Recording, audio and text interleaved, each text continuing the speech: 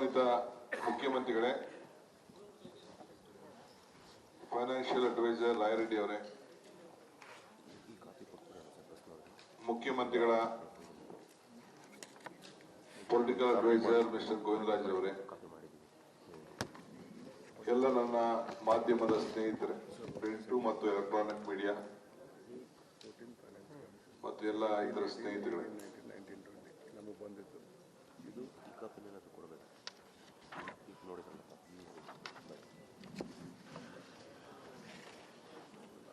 ತಾವೆಲ್ಲ ಬಹಳ ಕಾತುರದಿಂದ ರಾಜ್ಯದ ಹಿತವನ್ನ ಕಾಪಾಡುವಂತ ಒಂದು ಹೋರಾಟಕ್ಕೆ ನೀವು ನಾವೆಲ್ಲ ಸೇರಿ ಹೆಜ್ಜೆಯನ್ನ ಇಡಬೇಕಾಗಿದೆ. ನಮ್ಮ ರಾಜ್ಯದ ಜನತೆ ಏನು ನಮ್ಗೆ ಅವಕಾಶ ಕೊಟ್ಟಿದೆ, ಅವರಿಗೆ ನ್ಯಾಯವನ್ನ ಕೊಡುವಂಥದ್ದು, ಅವರ ಋಣವನ್ನ ತೀರಿಸಬೇಕಾದ್ದು ನಮ್ಮೆಲ್ಲರ ಕರ್ತವ್ಯ.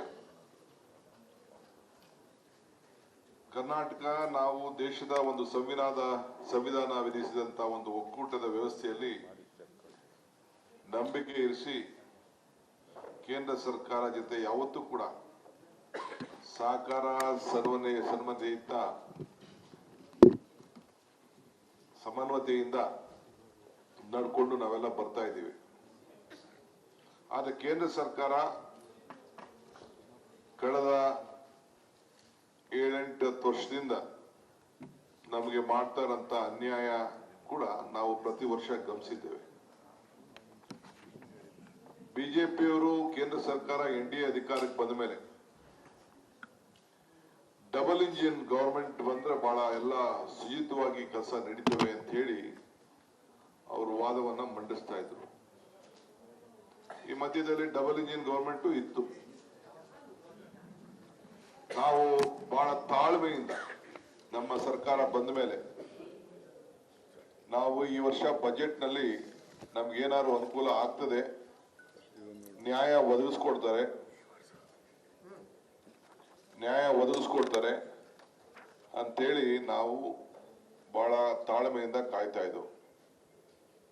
ಹೋದ ವರ್ಷದ ಬಜೆಟ್ ಏನಿತ್ತು, ನಿರ್ಮಲಾ ಸೀತಾರಾಮನ್ ಅವರು ನಮ್ಮ ರಾಜ್ಯಕ್ಕೆ ಏನ್ ಮಾತು ಕೊಟ್ಟಿದ್ರು, ಅದಾರು ಕೂಡ ಮಾತನ್ನ ನಡೆಸ್ಕೊಡ್ತಾರೆ, ನುಡಿದಂತೆ ನಡೀತಾರೆ ಅನ್ನೋ ಒಂದು ಆತ್ಮವಿಶ್ವಾಸ ಕೂಡ ನಮಗಿತ್ತು. ನಾನು ಇಂಡಿವಿಜುವಲ್ ಆಗಿ ತೆಗೆದುಕೊಳ್ಳಕ್ ಹೋಗುದಿಲ್ಲ. ಬಹುಶಃ ಎಲ್ಲ ಡಿಪಾರ್ಟ್ಮೆಂಟ್ಗಳಲ್ಲಿ ಏನೆಲ್ಲ ಮಾತು ಕೊಟ್ಟಿದ್ರು ಅದು ರಾಜಕಾರಣದ ಮಾತು ಬೇರೆ. ನಮಗೆ ಏನು ಸಿಗ್ಬೇಕಾದಂತ ಪಾಲು ನಮ್ಮ ರಾಜ್ಯದಿಂದ ಅವ್ರಿಗೇನ್ ನಾವು ಕೊಡ್ತಾ ಇದ್ದೀವಿ, ಅವ್ರು ನಮ್ಗೇನ್ ಕೊಡ್ಬೇಕಾಗಿತ್ತು, what is the eligibility we have. ಆಮೇಲೆ ಅವರು ಮಾಡಿದಂತ ಮಾನದಂಡದಲ್ಲೇ, ನಾನು ಮಾನದಂಡ ಬಿಟ್ಟು ನಾನು ಮಾತಾಡಕ್ ಹೋಗ್ತಿಲ್ಲ, ಮಾನದಂಡದಲ್ಲಿ ಬೇಕಾದಷ್ಟು ಅನ್ಯಾಯ ಆಗ್ತಾ ಇದೆ. ನಮ್ಗೆ ಎಷ್ಟು ಪೈಸೆ ಬರ್ತಾ ಇದೆ, ಮಹಾರಾಷ್ಟ್ರ ಫಸ್ಟ್ ಸೆಕೆಂಡ್, ನಾವು ನಮ್ಕಿನ್ನ ಬೇರೆ ಉತ್ತರ ಭಾರತದಲ್ಲಿ ಕೆಲವು ರಾಜ್ಯಗಳಿಗೆ ಎಷ್ಟು % ಹೋಗ್ತಾ ಇದೆ ಅದನ್ನ ನಿಮ್ಗೆ ನಾವು ಮಾಹಿತಿನ ನಾವು ಒದಗಿಸ್ಕೊಡ್ತೇವೆ.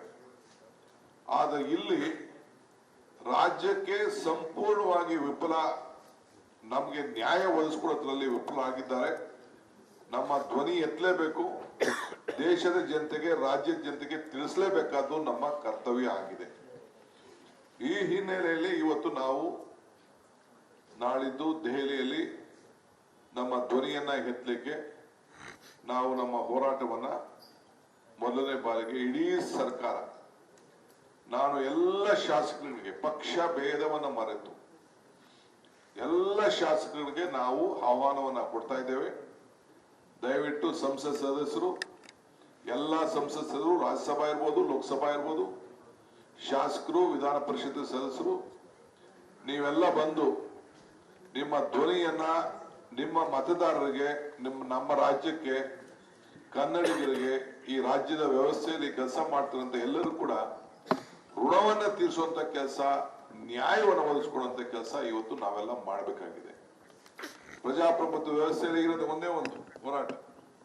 ಆ ಹೋರಾಟಕ್ಕೆ ನಾವು ಈಗಾರು ಕೂಡ ಅವರ ಕಿವಿಯನ್ನ, ಕಣ್ಣುಗಳನ್ನ, ಹೃದಯವನ್ನ ಓಪನ್ ಮಾಡಿ, ನಮ್ಗೆ ಕೋವಿಡ್ ಅಲ್ಲಿ ಅನ್ಯಾಯ ಆಯ್ತು, ರೈತ ಸಂದರ್ಭದಲ್ಲಿ ಏನ್ ಅನ್ಯಾಯ ಆಯ್ತು, GST ಏನ್ ಅನ್ಯಾಯ ಆಯ್ತು, ಆಮೇಲೆ ಕೊನೆಗೆ ಇರಿಗೇಷನ್ ಅಲ್ಲಿ ಅವರೇ, ನಾವೇನ್ ಹೇಳಿರಲಿಲ್ಲ, ಅವರೇ ಅವ್ರು ಬಿಜೆಪಿ ಗೌರ್ಮೆಂಟ್ ಇದ್ದಂತ ಸಂದರ್ಭದಲ್ಲಿ ಅವರೇ ನೀರಾವರಿಗೆ 5,300 ಕೋಟಿ ರೂಪಾಯಿ ಕೊಡ್ತೀವಿ ನಾವು ಸ್ಪೆಷಲ್ ಆಗಿ ನಮ್ಮ ಇದಕ್ಕೆ ಭದ್ರಾ ಯೋಜನೆಗೆ ಅಂತೇಳಿ ಬಜೆಟ್ ಅಲ್ಲಿ ಅಪ್ಪರ್ ಭದ್ರಾ ಅನೌನ್ಸ್ಮೆಂಟ್ ಮಾಡಿ, ಅದು ಕೂಡ ₹1 ಬಿಡುಗಡೆ ಆಗ್ಲಿಲ್ಲ. ನಾವು ಸುಮ್ಮನೆ ಕೂತ್ಕೊಳ್ಳಿಕ್ ಸಾಧ್ಯನಾ? ಎಷ್ಟೋ ಪತ್ರ ಬರೆದಿದ್ದೇವೆ, ಮುಖ್ಯಮಂತ್ರಿಗಳು ಹೋಗಿ ಭೇಟಿ ಮಾಡಿದ್ದಾರೆ, ನಾವು ಹೋಗಿ ಭೇಟಿ ಮಾಡಿದ್ದೇವೆ, ಎಲ್ಲ ಕೇಳಿದ್ದೇವೆ. ಬೇಡ, ಬರಗಾಲ ಬಂತು, 200ಕ್ಕೂ ಹೆಚ್ಚು, ಯಾವಾಗಲೂ ಕೂಡ ಬರಗಾಲ. ಕೃಷ್ಣಾ ಸಾಹೇಬ್ರ ಕಾಲದಲ್ಲಿ 200 ಚಿಲ್ಲರೆ ತಾಲೂಕುಗಳ ಬರಗಾಲ ಘೋಷಣೆ ಆಗಿಲ್ಲ, ಇವತ್ತು ಘೋಷಣೆ ಆಯ್ತು. ಆ ಬರಗಾಲದ ಹಣನೂ ಇಲ್ಲ. ನಂಬರ್ 1 ಕಾನೂನಿದೆ, ಏನಪ್ಪಾ ಅಂತಂದ್ರೆ ಇಂಥ ಬರಗಾಲದಲ್ಲಿ 150 ದಿನ ಮ್ಯಾಂಡೇಟ್ಸ್ ಮಾಡಬೇಕು, 100 ದಿನ ಇರೋದನ್ನ 150 ದಿನ ಕೊಡಬೇಕು, ಕೂಲಿ ಕೊಡಬೇಕು ಅಂತೇಳಿ. ಅದನ್ನು ಕೂಡ ಕೊಡಕ್ ಆಗ್ಲಿಲ್ಲ ಅಂತಂದ್ರೆ ನಾವು ಇನ್ನ ಎಷ್ಟು ಕೂತ್ಕೊಂಡು ದಮ್ ತಡ್ಕೊಂಡು ಕೂತ್ಕೊಳ್ಳಿಕ್ಕೆ ಸಾಧ್ಯ?